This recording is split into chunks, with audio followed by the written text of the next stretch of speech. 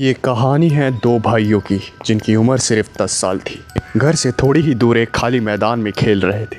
वो वहाँ पर काफ़ी लंबे समय से खेल रहे थे। तभी अचानक से खेलते खेलते उनका कदम एक ऐसी ज़मीन पे पड़ा जो कि खोखली सी लग रही थी।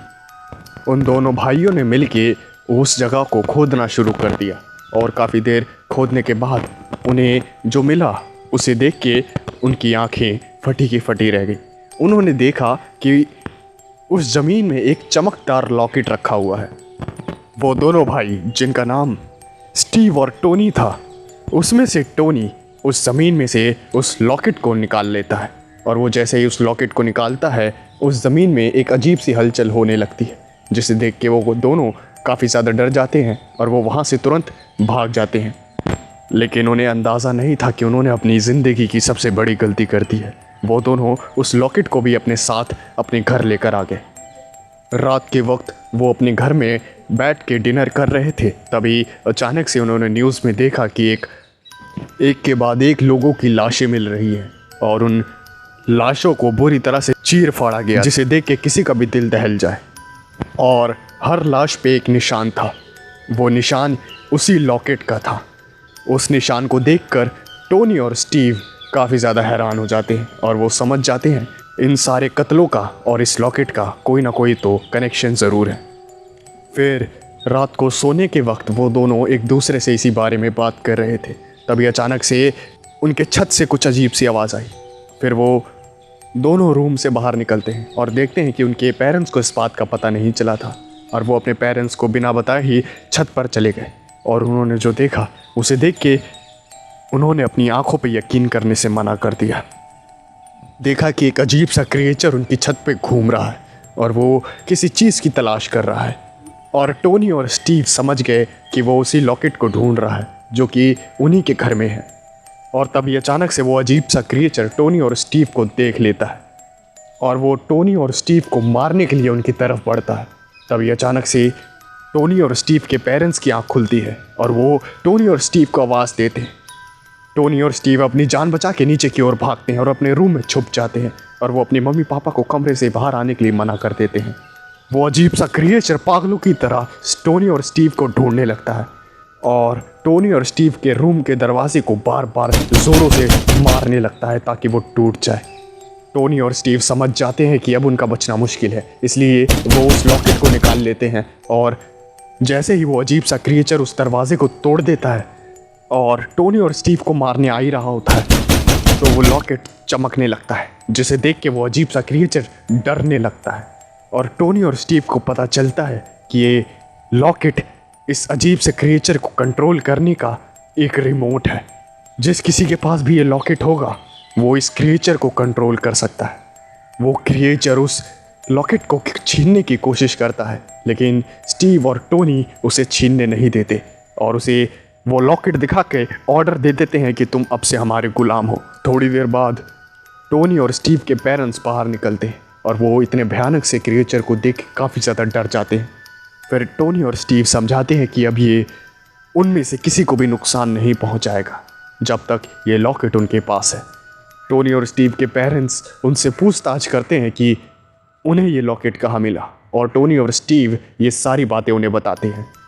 वो दोनों उस क्रिएचर को अपने साथ रख लेते हैं और टोनी और स्टीव उस अजीब से क्रिएचर से दोस्ती करने की कोशिश करते हैं, लेकिन वो अजीब सा क्रिएचर उनसे दोस्ती नहीं करता।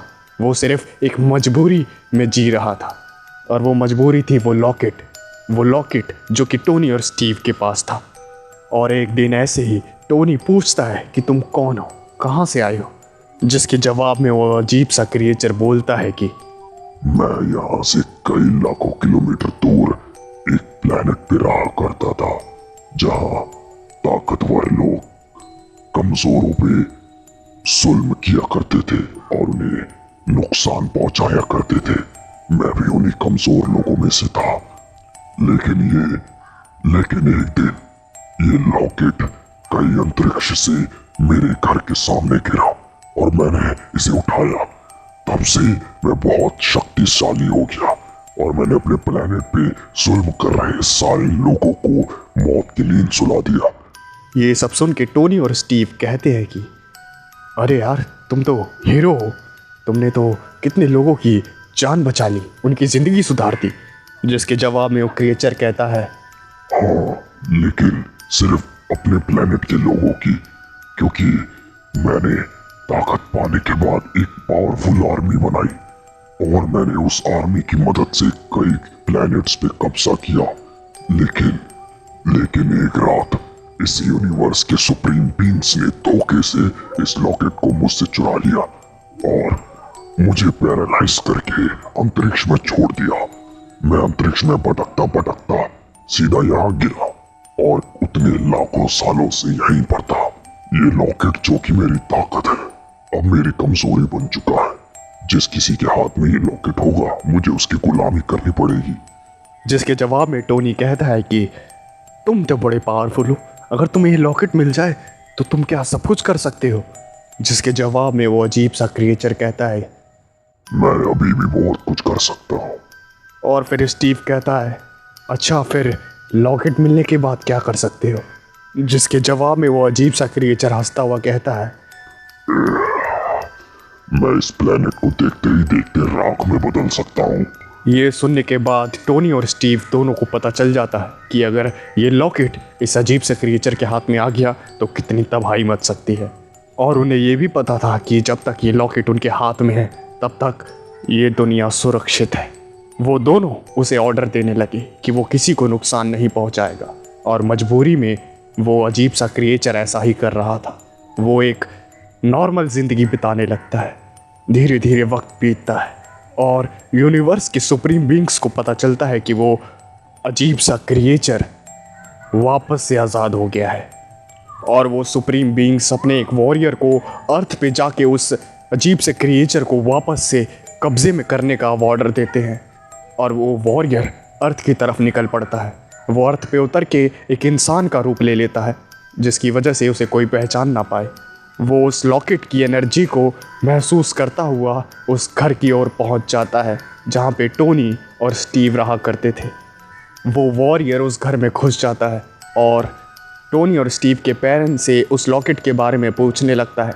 जब कोई उसे कुछ नहीं बताता तो वो वॉरियर जोर ज़बरदस्ती करने लगता है और आखिरी में अपना असली रूप ले लेता है। चीखने चिल्लाने की आवाज़ सुन के टोनी और स्टीव नीचे आते हैं और उस वॉरियर को देख के काफ़ी ज़्यादा घबरा जाते हैं। और वो वॉरियर सीधा कहता है कि उस लॉकेट को मेरे हवाले कर दो बच्चे, वो खेलने की चीज़ नहीं है। अगर वो लॉकेट उस क्रिएचर के हाथ में लग गया तो तुम्हें अंदाज़ा भी नहीं है कितनी तबाही मचेगी। स्टीव उस वॉरियर से पूछता है कि आप उस लॉकेट को मिलने के बाद क्या करेंगे।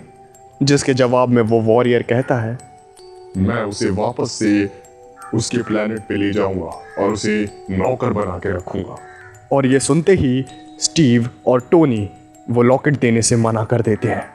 और वो वॉरियर टोनी और स्टीव के पेरेंट्स को मारने की धमकी देता है। और ये धमकी सुनते ही रूम में सो रहा वो अजीब सा क्रिएचर जाग जाता है और वो रूम से बाहर आता है और उस वॉरियर को देख के पहचान जाता है कि ये सुप्रीम्स के द्वारा भेजा गया एक वॉरियर है। वो वॉरियर स्टीव और टोनी के पेरेंट्स को कब्जे में कर लेता है और कहता है कि बच्चे देखो, मुझे मजबूर मत करो। अगर तुमने ये लॉकेट नहीं दिया तो मैं तुम्हारे पेरेंट्स को मार दूंगा, क्योंकि तुम्हारे पेरेंट्स से ज़्यादा मुझे इस यूनिवर्स की शांति प्यारी है, समझे ना। टोनी और स्टीव अपने माता पिता से बहुत प्यार करते थे, लेकिन उनके पास कोई रास्ता नहीं था। अगर वो लॉकेट नहीं देते तो फिर उनके माँ बाप की जान जाती, और अगर दे देते तो उनका अजीब सा दिखने वाला क्रिएचर जो कि अब उनका दोस्त बन चुका था, वो दोनों उसे पसंद करने लगे थे। वो हमेशा के लिए एक नौकर की ज़िंदगी बिताने पे मजबूर हो जाता। वो अजीब सा क्रिएचर कहता है कि मैं इसे नहीं रोक सकता, क्योंकि मुझे इस लॉकेट की ज़रूरत है इसे हराने के लिए। फिर स्टीव और टोनी उस अजीब से क्रिएचर से एक प्रॉमिस मांगते हैं और वो कहते हैं कि हम ये लॉकेट तुम्हें दे रहे हैं, लेकिन तुम हमारी फैमिली को कोई नुकसान नहीं पहुंचाओगे। और वो अजीब सा क्रिएचर हाँ कह देता है और फिर वो दोनों भाई वो लॉकेट उस अजीब से क्रिएचर को दे देते हैं, जिसकी वजह से उसकी पावर इतनी ज़्यादा बढ़ जाती है कि वो अपने असली फॉर्म में आ जाता है और उस वॉरियर में और उस अजीब से क्रिएचर में काफ़ी लंबे समय तक वॉर होती है और आखिरकार वो वॉरियर जिसको सुप्रीम्स ने भेजा था वो हार जाता है और टोनी और स्टीव के पेरेंट्स की जान बच जाती है। और आखिर में स्टीव पूछता है कि क्या तुम अब मासूम लोगों की जान लोगे, क्योंकि तुम्हारे पास तो तुम्हारी पूरी पावर्स आ गई हैं। और ये कहते हुए स्टीव की आंखों से आंसू बहने लगते हैं और ये सब देख के वो अजीब सा क्रिएचर उस लॉकेट को वापस से उस स्टीव के गले में पहना देता है और कहता है कि नहीं बच्चे, मैं अब समझ गया हूं कि हमेशा मार काट ही एक रास्ता नहीं है। ये लॉकेट आज से तुम्हारा है। तुम्हें कभी भी जरूरत पड़े तो मुझे याद करना। मैं हर पल तुम्हारी मदद के लिए तैयार रहूंगा। ये कह के वो एक पोर्टल खोलता है, जिसे देख के वो स्टीव कहता है कि तुम कहाँ जा रहे हो, जिसके जवाब में वो फिर अजीब सा क्रिएचर कहता है कि अपने प्लेनेट पे वापस एक आम जिंदगी जीने। और वो मुस्कुराता हुआ उस पोर्टल के अंदर चला जाता है।